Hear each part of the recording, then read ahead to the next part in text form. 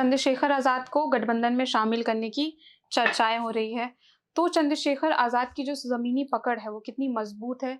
और अगर क्या वो गठबंधन में शामिल होते हैं, उनकी मौजूदगी गठबंधन को कितना मज़बूत बना सकती है?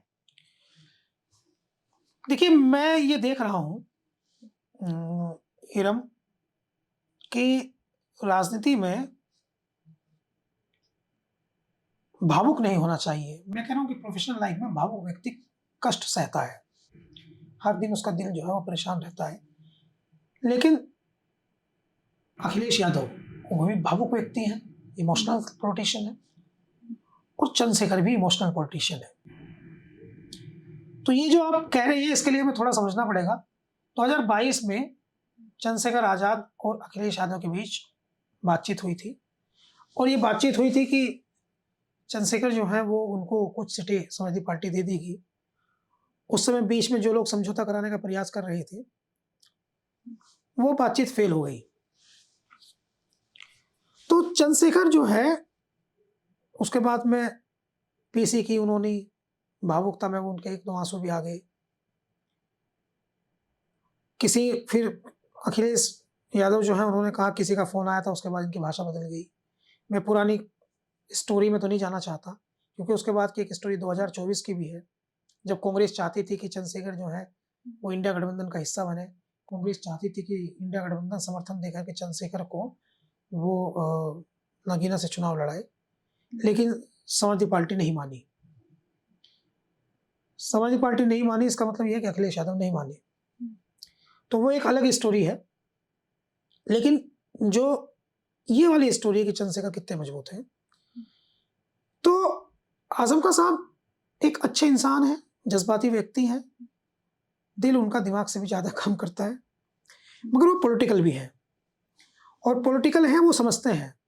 पश्चिम उत्तर प्रदेश के जो 22 जिले हैं, जिनमें खासकर हम अगर बात करें तो सहारनपुर, जहाँ से प्रारंभ है, सहारनपुर, बागपत, शामली, मुज़फ्फरनगर, बिजनौर, रामपुर, मुरादाबाद, संभल, मेरठ, यहाँ चंद्रशेखर का प्रभाव काफ़ी बढ़ गया है।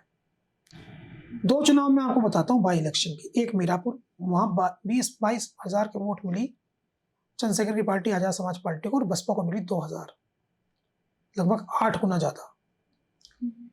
कुंदरकी में चंद्रशेखर की पार्टी को ज़्यादा वोट मिली बसपा से। तो कई जगह हम देखते हैं कि जो बसपा का वोट है, वो तेज़ी से चंद्रशेखर की तरफ ट्रांसफ़र हो रहा है। आज़म साहब ये बात समझते हैं कि पश्चिम के जो जिले हैं, जिन जिलों में यादव है बेस वोट, हालाँकि पीडीए की बात आप कर रहे हैं, पिछड़ा दलित अल्पसंख्यक, तो जिन जिलों में यादव है, वहाँ वो बैलेंस करता है, 51% को बैलेंस करता है। जहाँ यादव नहीं है, वहाँ 51% से बिलो रहता है। 51% से बिलो रहना, वो राजनीति के लिए हार का रास्ता लेके जाता है। तो उस अनुपात को पाने के लिए पश्चिम उत्तर प्रदेश में कोई ना कोई एक दूसरा प्लस वोट बैंक चाहिए। चूंकि पॉलिटिकल एक्टिविटीज पिछले कुछ समय से जिस तरह से हुई है, जिस नजरिए की राजनीति हुई है, उसमें जाटव सबसे मुफीद है, जो चंद्रशेखर का समाज है। दलितों में भी जाटव, जो संख्या में बहुत अधिक है, सहारनपुर में है, बागपत में है, मुजफ्फरनगर में है, बिजनौर में है। बिजनौर में तो मुसलमान और जाटव दोनों मिलकर के 71% हो जाता है, 71%। अगर एनालिसिस की बात कर लें तो सहारनपुर में ये 60% चला जाता है, यानी 51 से बहुत ज़्यादा। मुजफ्फरनगर में 49% आ जाता है, यानी अगर टिकट किसी दूसरी तीसरे जाति के व्यक्ति को दे दें और ये 2 लोग साथ आ जाएं, तो खतौली में इन्होंने एक चमत्कार करके दिखाया था। खतौली विधानसभा जब बाई इलेक्शन हुआ था, तो जहाँ से मदन भैया विधायक बने लोकदल पर, वहाँ जयंत चौधरी, अखिलेश यादव और चंद्रशेखर आज़ाद ने मंच साझा किया था। तो 20,000 से ज़्यादा दलित वोट वो लोकदल को, समाजवादी पार्टी के प्रत्याशी को, मदन भैया को पड़ी थी। तो इस बात की बहुत संभावना है कि एक त्रिकोणीय समूह बना लें, जिसमें चंद्रशेखर आज़ाद हों, अखिलेश यादव हों और जो इनका बेस वोट है उससे अलग तीसरी जाति के व्यक्ति का टिकट हो, तो ये पश्चिम उत्तर प्रदेश की 100 विधानसभा सीटों में से आधे से ज्यादा जीत लेंगे, जहां भारतीय जनता पार्टी 70 जीतती है। ऐसा आजम खान साहब सोचते हैं। एक हवा बनाने में मदद मिलेगी, मोमेंटम बनेगा। तो चंद्रशेखर आजाद जो हैं वो तेजी से नौजवानों में बढ़ते जा रहे हैं, खासकर दलित नौजवानों में बढ़ रहे हैं, महिलाओं में बढ़ रहे हैं। एक प्रॉब्लम है, वो प्रॉब्लम ये है कि कुछ कॉमन वोटर है जो इनको लाने के लिए मजबूर करेगा। कॉमन वोटर है, जो अखिलेश यादव को भी पसंद करता है, और वो पश्चिम उत्तर प्रदेश में वो वोटर चंद्रशेखर को भी पसंद करता है। तो मन से वो चाहता है कि दोनों एक हो जाए। तो जो कॉमन वोटर है उसका कंफ्यूजन दूर हो जाएगा कि इनका आ गया तो इनको वोट दे देंगे।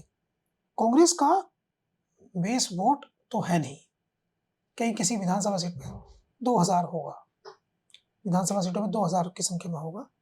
तो कांग्रेस का कोई वोट बैंक तो है नहीं, मगर कांग्रेस के जो नेता है राहुल गांधी, वो इतना मजबूत मोमेंटम, टेम्पो बना देते हैं कि उससे माहौल बहुत बन जाता है।